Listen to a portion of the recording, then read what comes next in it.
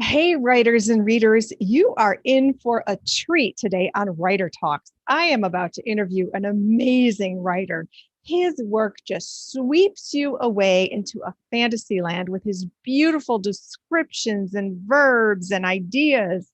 So, welcome to Writer Talks. I'm Elizabeth Ann Atkins, and here at Two Sisters Writing and Publishing, we have monthly short story contests where people around the world enter our contest, and the winners get published in our international anthologies of short stories. So, with us tonight, live from Cape Town, South Africa, we have Azhar Amien. His winning story, Blade of Malachite, just swept me away. It's got a knight, it's got swords, it's got magic, it's got supernatural, it's got all kinds of wild stuff. And I was just enthralled for 6 pages. You can read it at twosisterswriting.com/winning stories, and it will be published in our 4th annual international anthology. So we are so honored to welcome you, Azhar Amien, to Writer Talks. Welcome. Thanks so much for having me. You're welcome. You're welcome. You have so much wonderful information to share with both readers and writers. And so let's start with your story, Blade of Malachite. What inspired that awesome fantasy story? Sure, I'll get to that. Just a quick one. I really didn't seat myself in front of books to make myself look sophisticated. That's actually my wife's collection. I think I occupy one small shelf, mostly comic books. So that wasn't intentional. Oh, it's great. But onto the story. So a lot of the times in the novels that I write, I focus a lot on characters and protagonists, and I'm obsessed with getting into characters' heads a bit too much. So I kind of get into their space, their mannerisms, the way they talk. So Blade of Malachite was a way for me to challenge myself to do something more visually driven.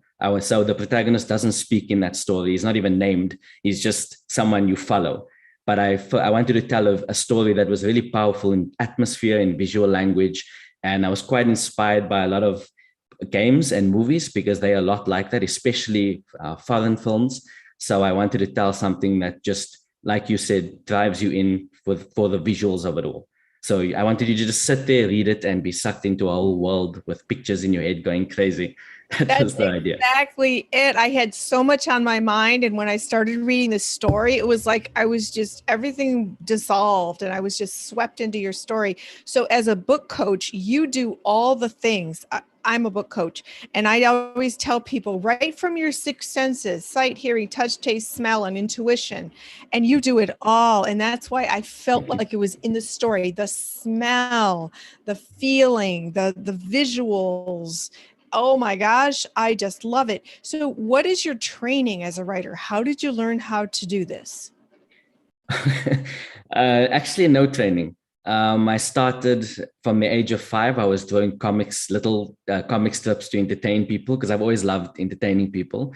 And my brother as well, he also was a writer. So by the age of 10, I saw him writing a book and I thought, hey, this looks cool. And then I tried it myself. Obviously, the first thing I wrote was terrible. It was not even worth the paper I printed it on.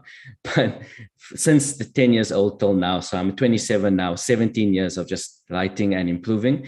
And a big part of my encouragement, aside from my wife, who's always been supportive, is my teachers. Actually, in English, they used to let me go wild in the exams, in the creative writing essays. They just encouraged me to write whatever I wanted. So, I mean, I used to write absurd things in creative writing exams and that, and they just used to love it and eat it all up. So it's no formal training, but it's 17 years of passion, and that's pretty much it. I love that so much. So, there is a thunderstorm raging outside my window here in Michigan in the United States. So, I'm putting myself on mute so nobody hears the thunder, but maybe it's symbolic of the power of your writing. Lightning is flashing, thunder is Oh gosh. roaring. So, so Azhar, you're also writing novels. So, can you talk about all that you do as a writer? You're also a poet. So, please explain the breadth of your writing. Right. So all of them come from a different place. I've always had my heart on novels. That's been my passion. I mean, in school, I used to read a book a week. I used to devour books from the library like there was no tomorrow. So novels have always been my passion. It was actually my wife who got me into poetry because I'll be honest, up till a year and a half ago, just before the lockdown started, before we had a hard level 5 lockdown year, I thought poetry was still, rhyming and Shakespeare. I was clueless. And my wife started writing poetry to get herself through the isolation and the lockdown. So I read her poetry and I was blown away. And she was so emotional and so simple, and haikus and all of that. And she just taught me, you can write poetry like this now. Poetry is not like you think it is anymore. And when I started writing poetry, it was almost like all these words I had never said started just pouring out into pages. And suddenly, I mean, my wife's, I think she's up to 10 collections. I'm writing about 5 at the moment. So Wow. poetry, the inspiration came from her and my son, pretty much. They inspired me to write poetry. And then short stories is a way that I always do too much, write too much, go on too much. So I've tried to really focus on short stories a lot more, which is part of what inspired Blade of Malachite as well, is getting in touch with the visual language. Short stories, I started a series on Instagram called 150 Word Tales, where I have to tell a story in 150 words. And the point of that was to teach me to tell a story in as little words as possible, beginning, middle, and end. So Blade of Malachite started as a 150 word story. And then I expanded it into a 2,000 word, I think, that I submitted to your site. Yeah. But so I've done about 16 of those 150 word tales. And it's a great challenge to keep on trying to be as brief as possible, but still getting the most story in there. And the last thing would be my narrations, which we were chatting about just before the show started. But my normal voice, like I said, I think it's pretty dull. It's pretty unexciting. So I like to challenge myself to make my voice interesting with accents and all sorts of crazy things I do in my Instagram narrations and that. And that would be the stories I write. Well, you might think your voice is boring, but your accent is delightful. So whatever you're saying I wasn't sounds aware good I to had me. one. Huh? I wasn't aware I had an accent. Over here, I sound completely monotone compared to others. Oh, well, me in the United States, in Michigan, flat English, you have a beautiful accent. So Thank you. you're welcome. So it's beautiful for storytelling, especially with the fantasy content that is in Blade of Malachite, which I recommend everybody watching. Please go read the story. It's awesome, especially if you like knights and swords and that whole scene. It's just delightful. So also, will you talk about your website, please? Because it's beautiful. And it Thank you. also lists some of your other writing and your novels, your poetry. Where can people see your website? You're very kind. I don't do well under praise and compliments. So Okay. excuse me if I'm a little awkward about it. But the website it's my name.com. So AZHARAMIN, azharamin.com. And on there, you can basically see a list of everything I've published professionally. You can see what's latest on my Instagram. You can see what's latest on the YouTube channel I've started. You can see my blog, where I offer a lot of tips to writers about how to beat writer's block, how to stay creative and keep writing and avoid the slumps. And then I also put a list of all the books I've done, all the books I'm working on. So it's like insight into what I'm doing. It's a nice blog for writers to kind of see how other writers work and think. And it's also a nice place to see where I've been professionally published. So it's almost like my online CV, if you can call it that as well. I love it. That's awesome. It's really delightful. It's just visually nice. And you use a lot of black and white imagery, which is really enticing because the words just really stand alone and pop. So another really interesting thing about you is that you have a day job and you do your writing at night. This is a major challenge for people who are writers at heart, but have to make a living because their writing hasn't been monetized yet. So can you talk about how you balance your writing and your work? Sure. So it's only in the last year that I've started really pursuing professional publication. I mean, before that, the closest I got was Penguin Books here. They wanted to see my second novel, Black Glass, the whole book. They quite liked the first 3 chapters. They wanted to see the whole book, but it ended up being not really marketable in our country because it was a bit too dark and morbid. So, and that was a bit unfortunate, but no dice, no problem really. But in terms of balancing writing and work, I'm fortunate to be someone who can survive on little sleep. So 5 hours is what I target per night. but it's all about consistency and structure. So no matter how you choose to write, whatever time you choose, it's about consistency. If you tell yourself, I'm going to write someday, you won't write any day. So I tell myself, for example, once work is done, and then obviously it's time with the family, with the kid, with the little one, and then it's whatever we do, put him to bed. Me and my wife have some time. Then when she eventually goes to bed, it's too early for me to sleep. So what I do is I tell myself this: if I don't write, I go crazy. So I say, I'm like, if I don't write for a week, I feel like I've lost time, like I've just wasted time. So what I do to beat that feeling, and I can't escape that feeling. It's chased me for 17 years. So I figured the only way to stop myself going crazy is set myself a time. So I'll say between 10 and 12, I'm going to write. I'm going to get lost in my book and I'm just going to write. And then when I'm done with that, if there's any series or movies or games, anything else I want to do, it's not wasted time. It's perfectly fine because I've already done the writing. So that's how I kind of avoid the madness of balancing writing, work, and leisure all at once. I sound maybe like a bit of a lunatic, but writers know the struggle is real. Oh, it is. It is. You must write. You must write. You must write. Yeah. So what about weekends? Do you write on the weekends? I used to a lot, but now I'm a bit consumed with my son and my family. So in a good way, I mean, I want to be consumed by them. So on the weekends, we try to, spend time as a family. At night, is usually my writing time. But sometimes my wife and I we'll both write. She'll be over there writing poetry. I'll be here writing my book. We have a lot of that, which is great. It's really wonderful to have a partner who shares your interest.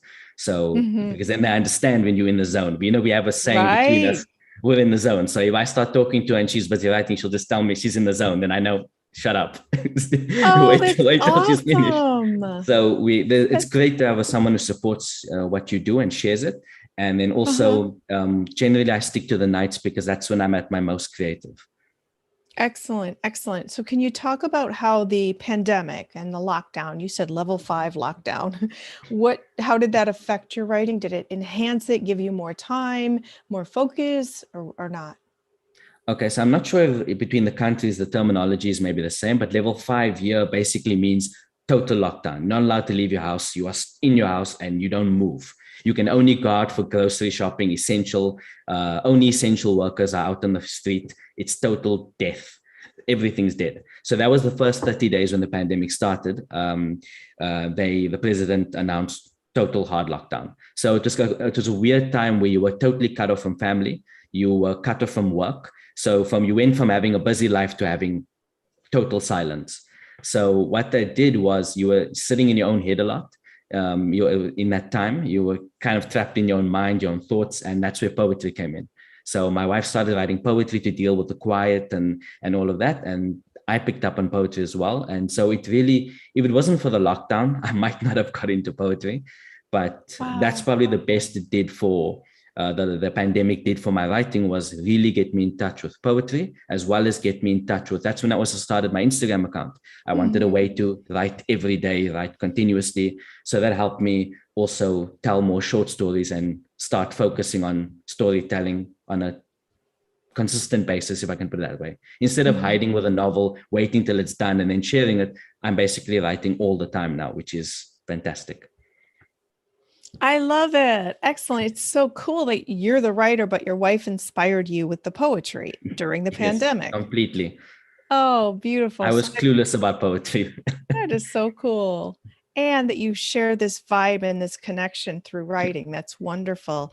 So have things improved? Are you on lockdown anymore? Have the numbers gone down? Well, things improved a lot. Then the second wave came, which was inevitable. Then things improved a lot again. And now we're currently in our third wave. I think that they call it the Delta variant has now started spreading like wildfire. So the third wave is underway. So we're actually on a lockdown level 4, which means we can still go to work and things, but there's a lot of restrictions in place. There's a night curfew of 9 p.m. There's all sorts of, the restaurants have to close early, no alcohol sales. Not that I drink anyway, but just a lot of restrictions that got in place. So it's still quite bad here at the moment. And are vaccinations widespread? And they've not met the targets, to be honest, but there's been a few million vaccinated so far, more every day. So the plans are in place, but we have to just wait it out. Your best weapon is just be careful, social distance, Yeah. stay at home where possible. That's your best weapon. So for me here, we had lockdown. Michigan was one of the worst states, and we had a second wave just a few months ago. And it was so productive for me as a writer because the quiet, the solitude, Right. it was just awesome. It's very tragic circumstances that we have a pandemic, but as a writer, I know so many writers who've loved this. Now, that's the double-edged sword. Is you love the time to write, but you Yeah. also feel guilty, like you're not supposed to. So Right. Yeah. it's a weird one. Yeah. Okay, so please talk to me about your biggest writing dreams. Novelist, screenplay, poetry, what is it? Okay. On the absurd end of the dream spectrum, like really Hollywood shining stars, I would just love to see something of mine get adapted into whether it's a series, a mini series, or a movie. I would just love to see something get adapted. That would be the dream at the top. The number one dream that's been my dream for 17 years is to get a book professionally published. That is because at the moment I've done a lot of self-publishing, but I would like, maybe I'm traditional or still love the old, have glamour about the old ways, but I would just love a traditional published book. You see it in a bookstore, walk in, pick it up, and that's your book. Now, not that I'm a self-publisher myself. I love the idea of it. I love the freedom and all of that, but just that feeling of being professionally published, I think I'm still holding on to that dream. That would be my first dream. It's a beautiful dream, beautiful dream. When my novels were first being published, my son was around your son's age, and walking into the bookstore here and him going up to the new release table and grabbing my book was the coolest. I had envisioned myself doing it, but seeing my son, it was just so awesome. It's like, wow. So I hope that happens for you. I hope the universe is listening and showers you with your greatest desires and your writing dreams. Thank you so much. You're welcome. You're welcome. Although my son being 2, he wouldn't be able to read my books for a long time, which is a little sad. Right. But mommy writes much more kid-friendly things than I do. Yeah, I get that. So what does it feel like when you're writing? Do you just shut out the whole world? Do you feel immersed in your characters? Are they talking to you? Take us there. Okay, so for a novel, right? My wife always, I know I mention her a lot, but she really is at the core of my writing and everything. She always calls me a bit weird because I like to get into my characters. I like to define the way they speak, their mannerisms, how they behave, how they think. So like, for example, some characters will curse, some don't. I define all of that very, very clearly. So I know exactly who the character is, almost like I'm sitting across the table having a coffee with them. I can define them exactly as they are. And I become a bit obsessive about my characters in that way. The main ones in any case. So getting into my books is first getting into the characters. Once I've defined them, then when I sit down to write, I kind of put on music, but having a 2-year-old, I can't always put headphones on fully. I always leave one ear open in case something happens. Right. So, but I usually, if assuming he's in a comatose sleep and I'm fine, I usually like to put on some music, instrumental, which is helpful for meditation and thought. So not singing and lyrics because that can get distracting, but I like to listen to instrumentals and just focus on writing and nothing else. So I kind of get sucked in and don't stop. That's style. I can't write any other way. So I can't write and then go have a drink and then come back. I have to just get sucked in and disappear off the face of the earth. Oh, I love it. It's awesome. So you shared something with me about how when you design your own book cover, that is a tremendous inspiration for you for writing. So can you talk about that, please? Right. So my first 2 covers, the book I wrote in high school and the book I published last year, I had a person I know design it, but I was always there telling him how I wanted, what I gave him the central image I wanted to use for the book cover as well. So the book cover is very important to me. It's the first thing you see when you pick up any book. So for me, when I look at the cover of my book, that must define basically the whole theme or energy of the book that I'm trying to write.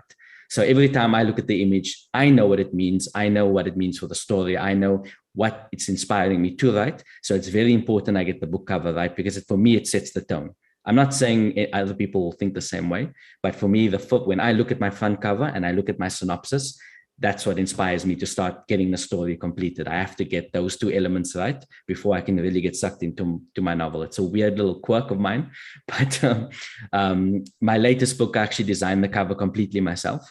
So Death's Edict, that I think you saw it, we were chatting about on the website, that I designed completely myself. And when I got that cover down, I was just over the moon. I just couldn't stop writing the book after that.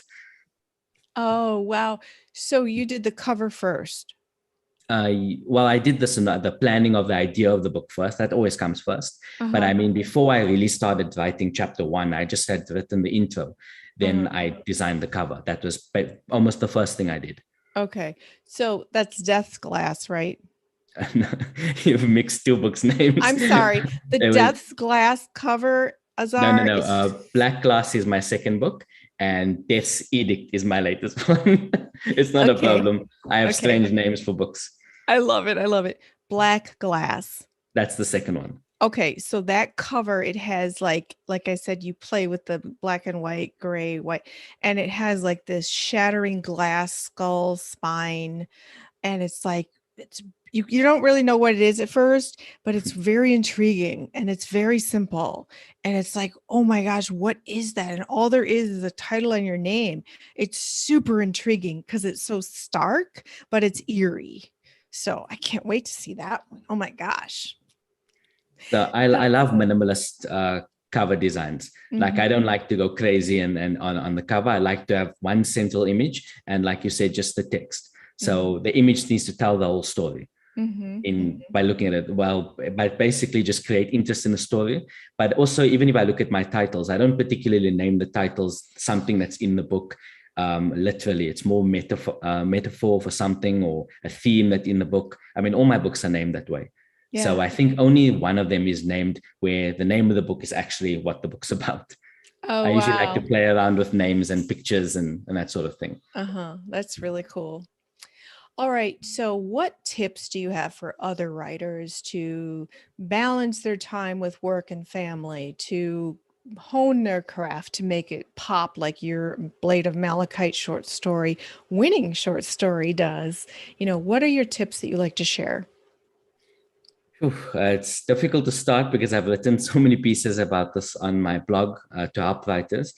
But I'm part of a writing group on Instagram, like I mentioned, and I have a few friends there who I chat to regularly. So I'm always looking to help other writers. I think the most important thing is you need to get consistency. Like if you're expecting to just get this wave of inspiration and write until the book's done, it's not going to happen. It never happens that way, because inspiration, motivation, those things that come and go.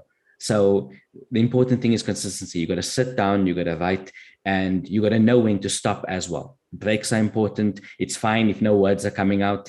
Try write something else, try take a break. There's lots of things you can do, but you have to get a consistent writing pattern. You can't tell yourself someday I'll do this, or by the end of the year, I'll maybe have a chapter done. You have to set goals. Unfortunately, it's like anything in life. If you dream about it, it's not going to happen. If you set a timeline on it, it's more likely going to happen. So I will tell myself by end of July, I need to have this chapter done. I need to have this part done. And if you do that, you'll find more often than not, you will stick to your schedules. You will learn to set realistic goals rather than I'll have the whole book done next month. You're not going to get it done. So you got to set realistic goals. You got to be consistent, and you got to stick to your times. So when you can't only write when you feel motivated to write, because then you could take 10 years to write one book. So I think my advice to new writers is be consistent. And then my second piece of advice would be challenge yourself. Don't just write what you are, what you're comfortable writing. Like if I look at Blade of Malachite, it was a total departure from what I normally write. There was no focus on the protagonist. There was no introspection. There was no dialogue heavy scenes. It was all visual language and sound, or the senses, like you put it. So it was a really out there story for me in terms of what I usually do. And I think it's important to really challenge yourself, because that's the only way you're going to improve. If you get yourself out of your comfort zone and you keep writing things. I mean, I've spoken about writing poetry. I knew nothing about poetry a year and a half ago. So I'm not saying I know something now. I mean, maybe I still know nothing, but I write it enough that it's now a pleasure for me as well. So I think that's probably the two best pieces of advice I would give to new writers is the consistency and the challenging yourself at every turn. Always write something that's new to you, that's foreign, that's alien, that tests you in weird ways. And oh, the third one, sorry, I have to give this one is don't be afraid to get personal. Like write something that matters to you, that really means something a lot to you. I mean, if you look at some of the poetry I've written on Instagram, I don't always say so because I don't like to take the mick out of it. I like a lot of what I write to be up to interpretation, but some of it's very personal. Sometimes I inject my own thoughts into my books and tell nobody. So it's getting personal is a good way to write what you, some things you won't often tell people. You won't be comfortable telling them, but when you write it, it's a way to express it that just helps you deal with whatever you're dealing with and put it out on a page. And I think that's the three best things I can give. That's excellent advice. Wow. Wow. Thank you. So, can you talk about what's next for you? But what's the biggest challenge as a writer that you face as you look toward your big, big dream goals? Okay, so there's a few big challenges I face. The first one would be the challenge that every writer in the world faces, which is time. We can't beat time, we have to just manage it. The second one would be in my country, the market is extremely limited. It's basically crime novels, spiritual books, self-help books, biographies. That's what sells you. Now, what I like to write, it almost hardly ever fits in those genres. I've written, Penguin Books themselves told me that this is the market in the country. So it's very difficult to publish anything else. And I think only one book out of everything I've written is a crime book. So the battle for me in my country is the market. So that's why I've also gone more focused on international, because I feel like somewhere out there, I need to find my audience, even if it's niche, if it's a couple of handful of people, I need to find my audience because I might not find them where I am. So that's probably my biggest obstacle that has been. And for many years, I kind of didn't push for professional publication in the way that I should have. So I only started in the last year and a half. Up until then, I was kind of submitting locally, and there are some great local publications where I am for poetry, for short stories. There's great ones, but it's the market, like I said, is so limited here. You have to go a long way to get noticed. So that's why I've kind of reached out to more international, where it's more open, there's more opportunity, there's more freedom, if I can put it that way. Wow, that's really interesting. Wow. But guess what? Thankfully, technology enables you to Yeah. do that at your fingertips on the internet. So that's really a really great benefit that you can enjoy. Yeah, I don't know what I would do Wow. without it, to be honest. Yes, yes. So what's your favorite thing about writing? Favorite thing. Wow. Okay. To think back on 17 years and pick a favorite thing. The favorite thing would just be, I think, writing something that entertains somebody. That is my favorite thing, because that's what I've wanted to do since I was 5 years old. Is I just enjoy entertaining people. Uh-huh. So I don't always need to reach out to somebody's soul and touch them, because I don't always write emotionally resonant things. I often write fantastical fantasy and horror and all creepy and wonderful weird things. So my main thing is when someone reads something I wrote and they were just entertained by it. Like when we started this and you told me you got sucked into Blade of Malachite, I was just over the moon. Like that's all I wanted to hear. So that is my favorite thing about writing. Is sometimes it can feel like a thankless job, but the moment one person picks it up, reads it, and they just enjoyed it or had one comment about it or just sat to them for 5 minutes, I think that 5 minutes of someone's attention is the best thing, the I absolute love best it. reward. Well, I speak from the heart because I had 10,000 things on my mind and I read your story and it was like whoosh, it was an escape. It was awesome. And then seeing the mechanics of your writing, the craft of how you use awesome verbs and beautiful descriptions and sights and sounds and like magical, supernatural, as you described it, fantasy, it was just enthralling. So keep it up Thank you. because I can't wait to read your novels. I can't wait to look up and see there's a movie by Azhar Amien.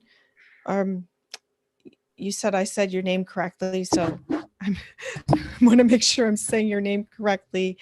But yes, we want to see more of your work. It is spectacular. So we're Thank you very so much. honored that your short story, Blade of Malachite, is on our website, twosisterswriting.com, and it will be published in our 4th annual International Anthology of Short Story Winners, which will be coming out later this year. So Azhar, is there any last words you'd like to share about your writing or any tips or guidance for others? Last word. Last word would be, if you watch this interview and do happen to check up anything I write, all I ask is you can reach out to me. And for me, it's not really about the money at this point. If you enjoy my stories, I'm happy to share them. So that would be my parting word, is I'm happy to share my stories with Yay. anyone willing to read them at this point. And I just want to entertain people. That's what I'm going for. Oh, That's why I have a career. I beautiful. mean, that's there, but writing is my Oh, passion, and I'm not going to trade my passion for anything. It's been there for 17 years. Hopefully it chases me for the rest of my life. I love it, love it, love it. I'm going to put the link to your website as well as your Thank winning you. story in the description box so people can read and also connect with you and also follow you on Instagram. Are you on Twitter?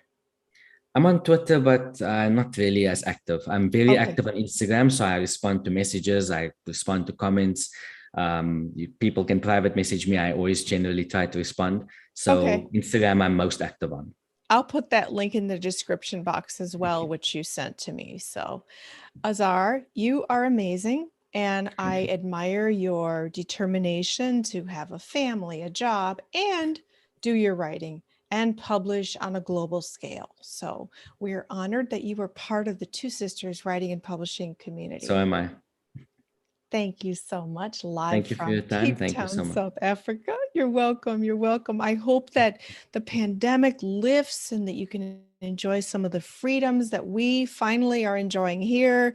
We have high vaccination rates where I am, and no more masks except in public, but it's just the best feeling to be with friends and family at gatherings and hug people. So I wish that is coming your way very soon. Thank you. You're Thank you so welcome. much. You're welcome. You're welcome. Please keep in touch. Latest developments, books, poetry, movies. We want to hear about it. Okay. Definitely. All Thank right. you for this Thank you, Azhar. opportunity. Thank you for publishing my story. That means the world. It's our honor. And thank you, all of you, for tuning in today to Writer Talks, where you got to meet Azhar Amien, who is live in South Africa, sharing his wisdom and his writing and his tips for all of us to keep writing and keep reading and just celebrating the wonderful craft of writing.